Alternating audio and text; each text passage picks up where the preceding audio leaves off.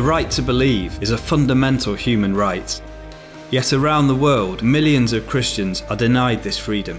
Worse, they are actively persecuted because of their faith. Every year, Open Doors publishes the World Watch List to wake up the world to the 50 countries where Christians face the most extreme persecution. And here are the top 5 countries on the list. The most dangerous places in the world to be a Christian. Number 5. Pakistan. Christians in Pakistan are facing unprecedented levels of violence. At least 160 Christian buildings were attacked in 2017. Over 700 Christian women and girls were forcibly married. Convert to Christianity from Islam and you bring shame upon your family. Speak up for your faith and you run the risk of being imprisoned for blasphemy. For most Christians in Pakistan, life is lived on the margins, ostracised, denied education, and restricted to the dirtiest, least regarded occupations. At number 4, Sudan. The government wants Sudan to be a fully Islamic country.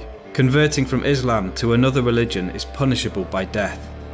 The government has arrested or intimidated many Christian leaders.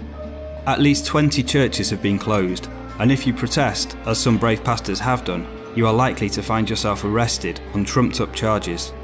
In the conflict-torn Nuba Mountains, Christians have been indiscriminately targeted by government security forces. Number 3. Somalia. If you are even suspected of being a Christian in Somalia, you could be murdered on the spot. At least 23 suspected converts were killed last year. Christians are not only targeted by violent Islamic militants, but also by their own families and communities, ashamed by what they see as a betrayal of family and clan. So becoming a Christian in Somalia means choosing a life of intimidation, harassment, and even death, which is why Somali Christians keep their faith as secret as possible. Afghanistan is number 2 on the World Watch List. All Afghan Christians are secret believers. If you are discovered to have left Islam, then you could be arrested or beaten up. Your house or business might be destroyed. You might even be killed. Some converts are even classed as insane and sent to psychiatric hospitals. At number 1, for the 17th consecutive year, North Korea. The leaders are worshipped as gods, and Christians are considered enemies of the state. An estimated 50 to 70,000 Christians are imprisoned in brutal labour camps. So to follow Jesus here means risking everything. If you are fortunate enough to have a Bible, you must keep it hidden. You must hide your faith. Don't even tell your children in case they accidentally tell their teachers. And if you are discovered, then not only you, but your whole family will be sent to a labour camp.